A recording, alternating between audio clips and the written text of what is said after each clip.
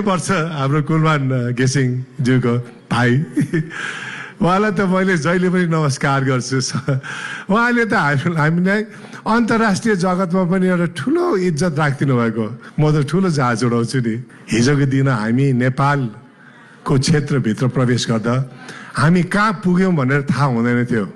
तर आज म पश्चिमबाट आउँदा यो नेपालगञ्ज हो है, यो सुर्खेत हो, यो हिटौडा हो, यो पोखरा हो भने हामीहरूले त्यो बत्तीको आधारमा आकलन गर्न सक्छौँ।